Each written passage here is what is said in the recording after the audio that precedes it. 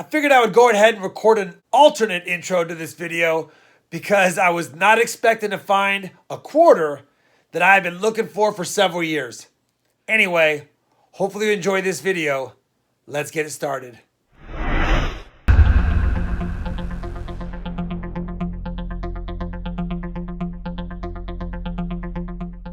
Hey everybody, it's Rob with RobFindsTreasure, and that's right. If you watched my last 7-box quarter hunt, you'll see that we had some goodies towards the end of those boxes. And I was going to film this 8th box that I picked up that same day, but I had enough finds that I thought the video's long enough, why not cut it off there? That being said, I do have an extra box. Figured I'd kick off this video with this box, praying we got some goodies in it, and if we do, we'll post the video. If not, we'll marry this quarter box with some other boxes I pick up this week. I already checked. It is circulated quarters. Unfortunately, it's not uncirculated, so no river of no returns are going to be in here, most likely. And if we have any, that'd be awesome, but I doubt it. I'll be checking for W quarters. I'll be checking for silver, proof quarters, any heirs and varieties that I can find, and of course, any foreigns. Let's kick off this hunt right now with roll number 1. I'm a little bit freaking out right now, guys, because this is absolutely ridiculous. I'm on roll 13. I found a Bicentennial Quarter right here, and there's a quarter that I've been looking for 2 years. Didn't think I would ever find it. I stuck it under the scope. It's a 1976 Denver minted quarter, and take a look at this. Doubling on the E. Heavy bands and doubling on the R and the T and the Y. We even have a little bit on the B. You can see the double serif at the bottom and the top. On the I, it's a little bit worn, but you can see the doubling. You can see the double serif at the tip of the base of the L and at the bottom corner and at the top. This is without a doubt, the 1976D doubled die Obverse quarter. You can see by the picture here exactly what I just showed you. Exactly. Cherry Pickers FS028, Wexler WDDO001.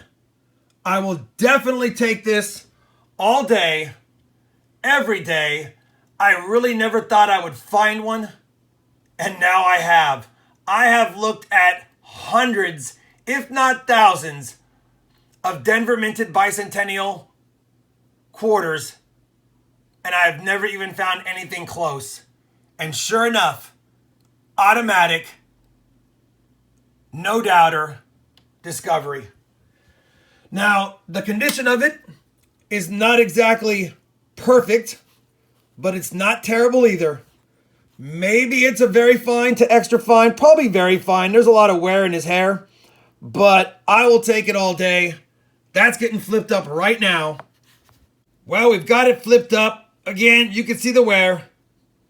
The more I look at it, I haven't really spent a lot of time checking out the grade, but because of a lot of the little circulation dings, I'd say it's VF30 to EF40, most likely. I'd be really fortunate enough to get an EF45, but I definitely think it's at worst a VF30. So as I always like to do, I like to check the PCGS website. I go to their population report, bring up the type of quarter, in this case that I'm looking for, the 1976D quarter, double die Obverse FS101 regular strike. I went ahead and took a quick peek to make sure that all of the markers that I saw on mine are the same on this one, and of course they are. So I'm without a doubt holding on to an FS101. So I'm gonna go back real quick just to show you something. We're gonna go grab this 76D right here, and I wanted to show you that there's only 30 graded finds of this FS101. There's actually 87 of the 102. But I'm not worried about the 102. The 101 is the main one. That's the good one. And the bottom line is, I wanted to get an idea. There's only about 5 graded in mint state overall. Now, again, we know mine is not mint state, so I'm not talking about that there. But I went ahead and grabbed the grades from 30 and above. Now the PCGS does show you the population and the price guide. None have been graded at 30, 35, 40, 45, or even 45 plus.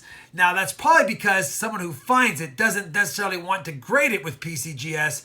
They probably would spend the money and get it graded at ANAX or another service. But I wanted to show you the price guide of a VF30. This is the bare minimum I think my coin would grade, and that's being very strict on it. After further examination, I'm pretty certain it's somewhere in the 40 to 45 range at worst case. Again, I'm being strict, but it's at least in there. Now, if we got to an AU50 grade, we're talking $360 plus, and it goes up quite a bit.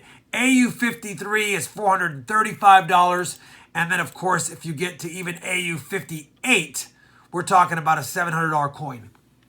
I went and took a look at their example up close.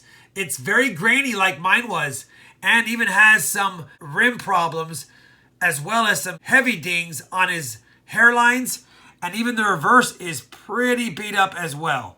So again, it's not too far off to believe that the coin that I hold in my possession is likely a 40 to 45, which puts it around $250 to $300 in value.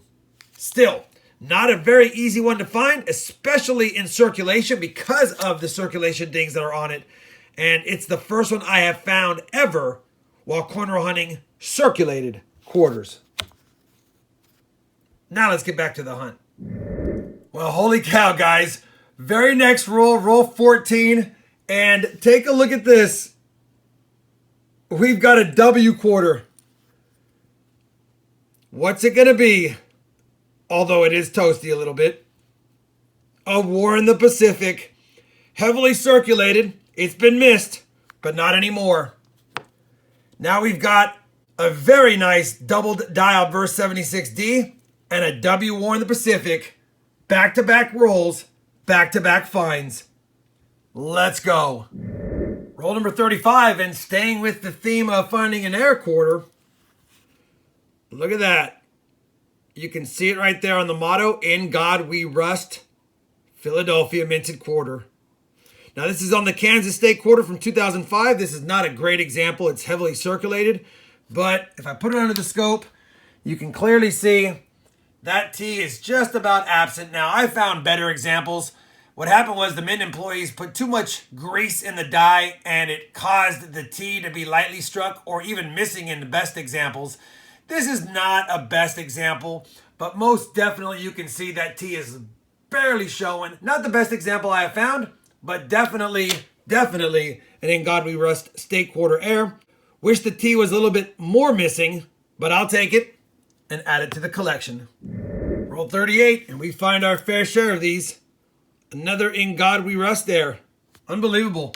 Again, not the greatest example, but you can clearly see that we're missing part of the T, but with the damage and the circulation on this one, it's not going to fetch much value. But I'll always pull them out when I find them. I think I have found about 8 or 9 of these now, and I'm happy with that. Well, this box is shaping up to be epic, guys, and we just got the trifecta.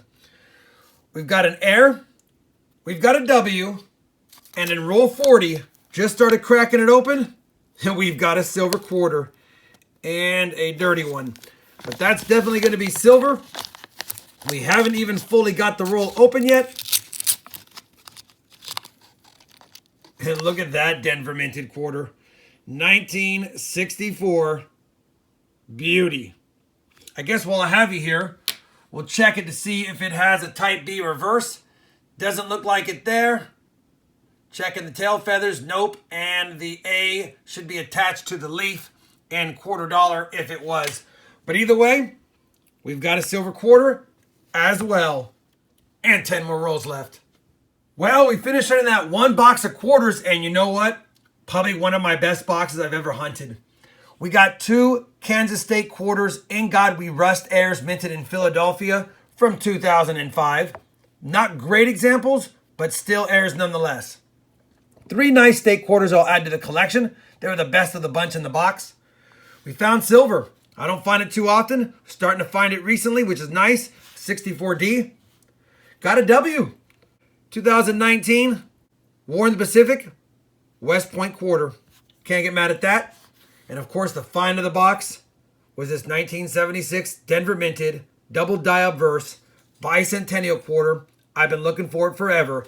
Again, it's not the greatest condition, but it actually isn't terrible either, and I'll take it.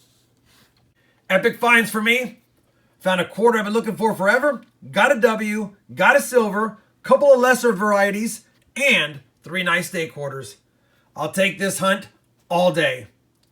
Hopefully you enjoyed this one box quarter hunt. If you did, I'd appreciate a thumbs up.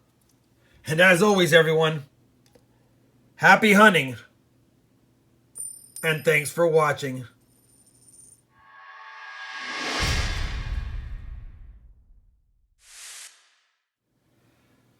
Guess we'll go ahead and add these In God We Rust airs to my quarter air section found during cornrow hunting. And I thought I had 8 or 9 of them, but now I got 4, 8, 12, 13, 14, 15 of those bad boys. And I guess over to this other variety section.